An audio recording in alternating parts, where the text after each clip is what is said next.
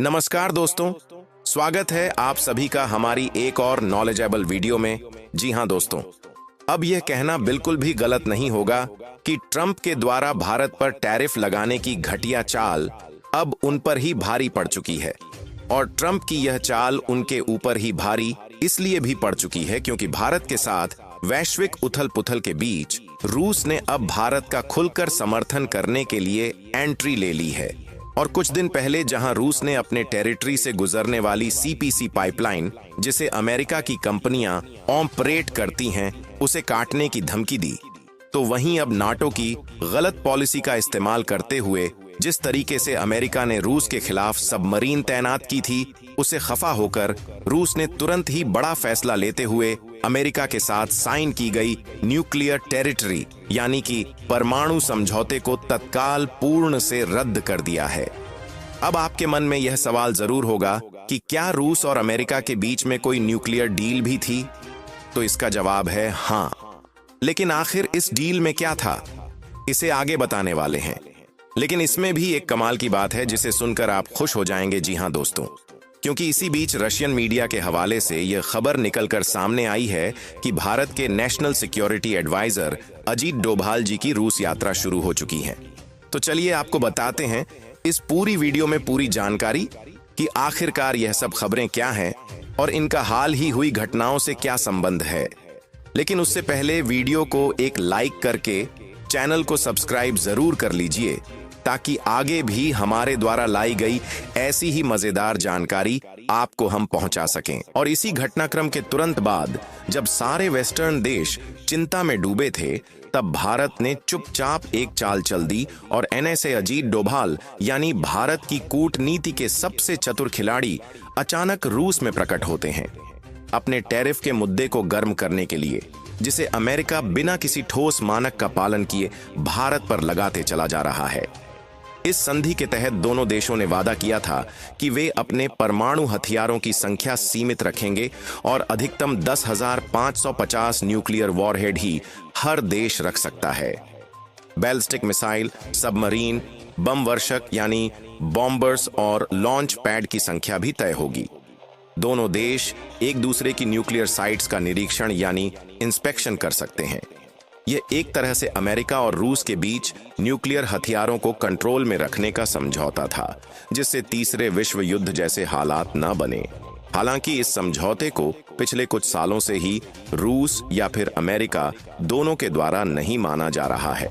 लेकिन हाल ही में जो घटना हुई है वह है 1987 में फाइनलाइज हुई आईएफ यानी इंटरमीडिएट रेंज न्यूक्लियर फोर्सेस संधि, जिसको रूस ने मानने से अपने आप को पूरी तरह अलग कर लिया है। रूस का कहना है कि पश्चिमी देशों की हाल की कार्रवाइयां, जैसे अमेरिका और नेटो द्वारा यूरोप और एशिया प्रशांत क्षेत्रों में मध्यम और छोटी दूरी की मिसाइल प्रणालियों जैसे टाइफन डार्क ईगल की तैनाती एक सीधा खतरा, डायरेक्ट थ्रेट पैदा कर रही है। हालांकि 2019 में अमेरिकी सरकार के आईएएफ संधि से हटने के बाद भी रूस ने एक तरफा मॉरिटोरियम जारी रखा था, मगर अब वह यह प्रतिबंध भी हटा रहा है। इसीलिए तो कुछ खबरें इस बात का भी सवाल खड़ा कर रही है कि क्या अब शीत युद्ध की शुरुआत दोबारा से आ रही है। अब सोचिए जरा, जब रूस अमेरिका से परमाणु संधि तोड़ रहा है, जब अमेरिका रूस पर सबमरीन और सैटेलाइट से दबाव बना रहा है, और जब रूस अपनी सबसे आक्रामक सैन्य मुद्रा में आ चुका है, तभी भारत के सबसे शक्तिशाली राष्ट्रीय सुरक्षा सलाहकार डोभाल रूस क्यों पहुंचते हैं। यह सिर्फ एक कूटनीतिक विजिट नहीं है, यह रणनीतिक प्लानिंग का हिस्सा है, वह भी भारत स्टाइल में। भारत अब सिर्फ सुनने वाला नहीं है, भारत निर्णायक शक्ति बन चुका है। डोभाल साहब का यह दौरा सीधे उन मसलों से जुड़ा है जहां भारत आज की वैश्विक राजनीति में बैलेंस ऑफ पावर को शिफ्ट कर रहा है। और रूस के साथ भारत की यह बातचीत इसलिए भी जरूरी है क्योंकि एक तरफ अमेरिका भारत को रूस से तेल खरीदने पर धमका रहा है, तो दूसरी तरफ खुद अमेरिका भारत को सस्ते में एलएनजी और कच्चा तेल बेचने की भीख दे रहा है। और अब जब रूस न्यूक्लियर बैलेंस से बाहर आ गया है, तो दुनिया में एकमात्र देश है जो दोनों तरफ की डोरियों को समझता है, और वो है भारत। लेकिन ये डोभाल जी की विजिट इतनी साधारण नहीं है। सूत्रों के मुताबिक इस विजिट में भारत और रूस के बीच high level defence collaboration, nuclear fuse and technology और स्ट्रेटेजिक एनर्जी ग्रिड पर साझेदारी पर चर्चा हो रही है। मतलब साफ है, जब अमेरिका खुद की अर्थव्यवस्था को डुबो रहा है, तब भारत और रूस मिलकर भविष्य की टेक्नोलॉजी और ऊर्जा सुरक्षा को लेकर गुप्त समझौते कर रहे हैं। और इसका असर सिर्फ रूस या भारत तक नहीं रहेगा, बल्कि यह सीधा अमेरिका की इंडो पैसिफिक रणनीति, क्वांट समझौते और ब्रिक्स एक्सपेंशन को भी प्रभावित करेगा। अब सवाल यह है कि अमेरिका क्या करेगा? तो अमेरिका अब गिर चुका है, रूस न्यूक्लियर संधि तोड़ चुका है, भारत अमेरिका की बात मानने को तैयार नहीं और चीन ताइवान पर दबाव बढ़ा रहा है। और अब खुद अमेरिका के अंदर शेयर मार्केट क्रैश, मंदी और इन्वेस्टर्स की भगदड़ चल रही है। और इसी सब के बीच भारत एक एक चाल सोच समझकर चल रहा है। डोभाल साहब का यह दौरा सिर्फ रूस तक सीमित नहीं है, बल्कि यह उस नए मल्टीपोलर वर्ल्ड ऑर्डर की बुनियाद है जिसमें अमेरिका अब अकेला सुपर पावर नहीं रहेगा।